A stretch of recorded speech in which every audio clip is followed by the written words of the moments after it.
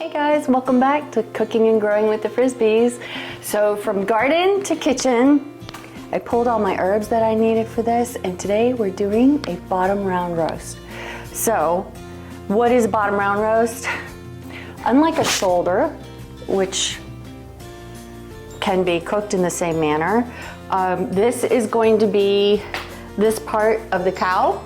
So it's not the butt, it's more of the haunch, which would be kind of like our femur. And because it's a working muscle, it can tend to be a little bit tough.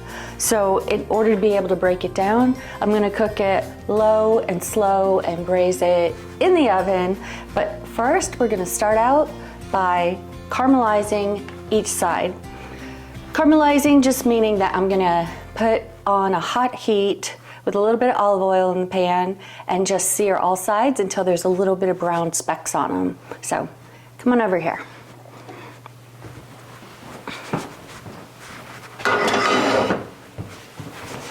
All right, I had this on hot heat, and I'm just gonna throw a little bit of vegetable oil. Yes, this is not beer, this is vegetable oil. It's just a great container. Throw nothing away. It's a Grolsch container. I know some of you will recognize that. All right, that's probably a tablespoon. And we're gonna let this get hot. This is my ceramic glazed cast iron pot that works great either on a burner or in the oven. Speaking of which, I need to go turn it on. Let's preheat the oven. Like I said, we're doing low and slow. So I'm gonna preheat the oven to 250. And I'm gonna cook it on the middle rack. I've already placed the rack where it needs to be. And the great part about using a Dutch oven is the lids are really heavy and they give you a really nice seal on, so all my liquid's not gonna just jump out of the pan. All right, so here we, this is a very heavy piece of meat. So this is 2.75, not quite sizzling. So let's get that heat up. All right, I'm going to caramelize this on all sides, including the edges, the outsides. And then I'll bring you back before we go in the oven.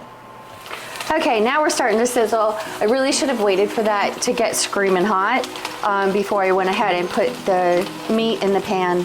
But I also forgot to tell you what I seasoned with, and this is pretty much my red meat staple, steaks, whatever. Montreal steak seasoning. It's just got a little bit of everything in it, and you don't have to worry about over salting or using too much pepper. It's a really nice combination. It's got some onion in it, some garlic in it. It's really just one of those all around great seasonings. So you can see where the juices in the pan are getting dark, and that's going to be essential later on, and I'll show you what that's for. In the meantime, well, that could use a little bit more time. See here where it's just starting to get darker? So we're gonna let it go a few more minutes and then we'll be back.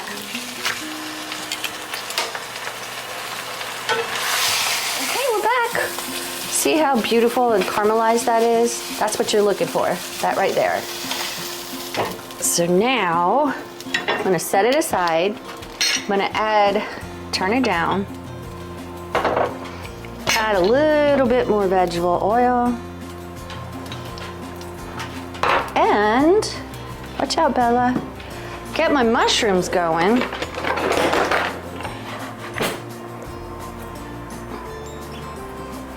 This is one medium-sized onion. Pre-chopped, what'd you call it, diced? It is diced. I love that sizzle. I know, it's fun. As I was watching a cook the other day, and he goes, the first person that ever cooked onions and garlic together. Right? Was a genius. They must have thought they struck gold. Invented the wheel.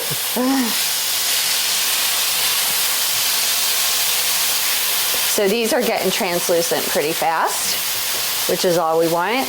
Remember, this is gonna braise for a long time in the oven. So now, I'm gonna do something called deglaze. So all those beautiful brown bits in the bottom of the pan, that's essence. We want to keep that. This is just a half a cup of red wine. This is a Pinot Noir.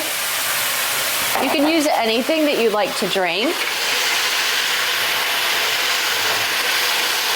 And we're just gonna let that cook off a little bit.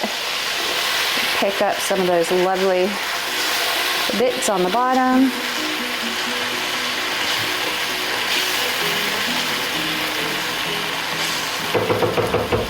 All right, now I'm gonna add to the wine a whole cup of beef broth.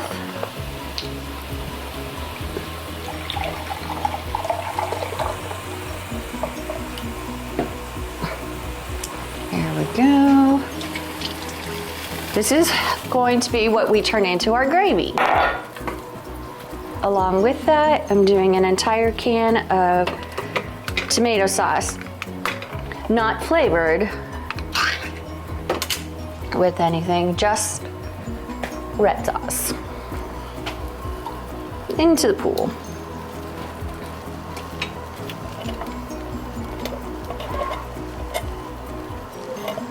All right, let's get this mixed up.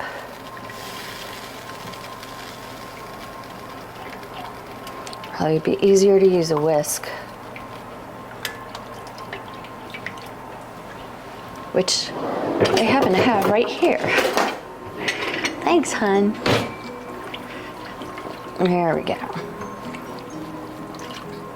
And splash that on your shirt. I know. Oh, you have an apron on. I'll stand back. I'm deadly.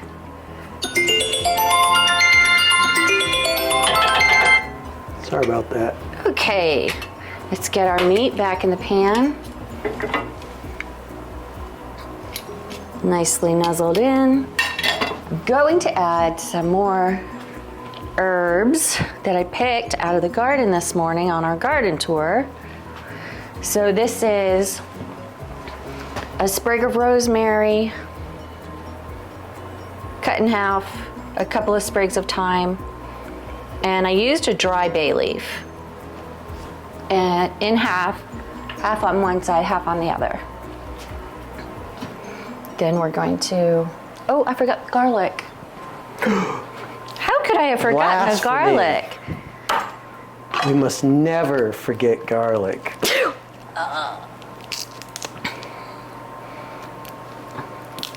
I can't seem to get it out of its jacket.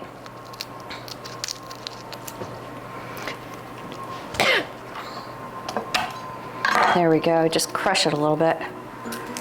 Come on.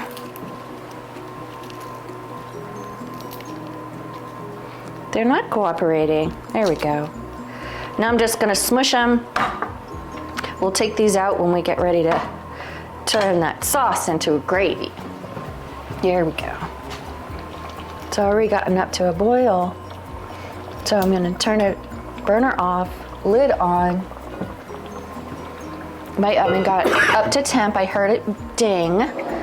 So now, I'm going to slide it into the oven.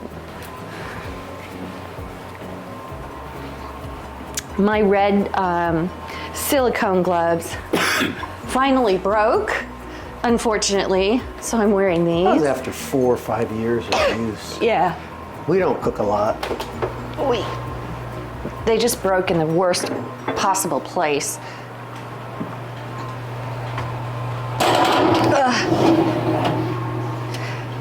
And there we go. That'll work the old trapezius muscle. Right?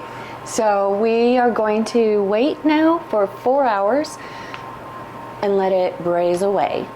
So come back and see the final product. Okay, here's the big reveal. Let's see. Oi. How long's it been in there? 3 hours and 47 minutes. It's a while. That's a long time. Whoa. Oh. Oh, doesn't that just look delicious? Smells really good. Oh, it really All right, I need you to move so that I can I'm out. do this. Ready? Oh, good Lord. Oh, yummo.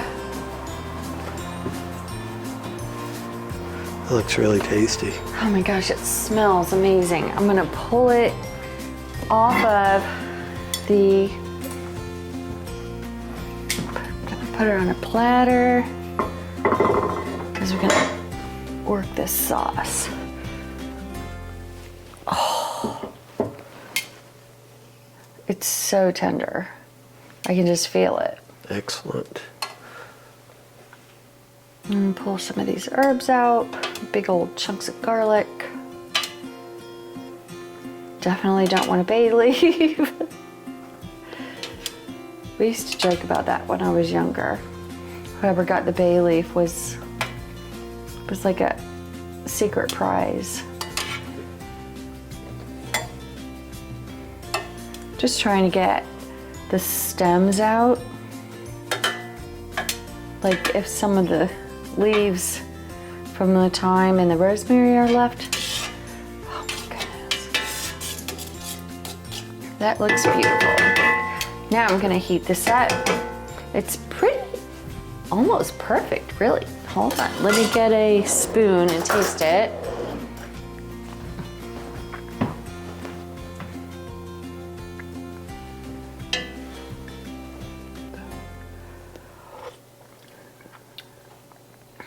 Wow, that's really good. I honestly don't think I need to put anything. Oop, get some of this garlic out. The garlic, remember, all I did was smash it. You don't want somebody biting into a big old piece of garlic. Some of the thyme stems are still in there. So I'm gonna go through this and finish the sauce and then warm some potatoes. Come back for a tasting.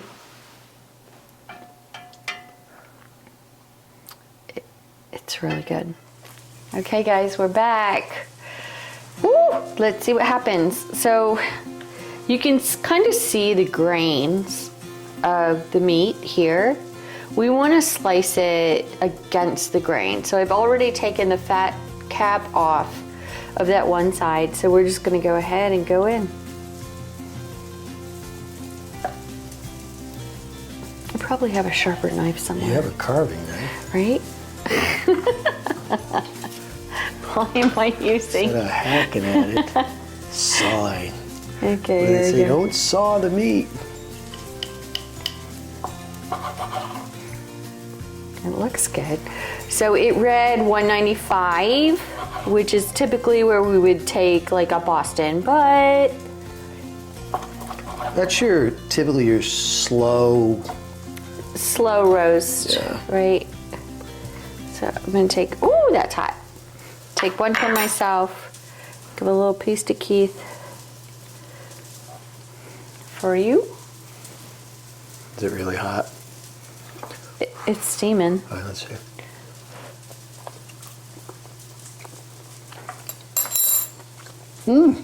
Just like Mama used to make. That's delicious. It's very good.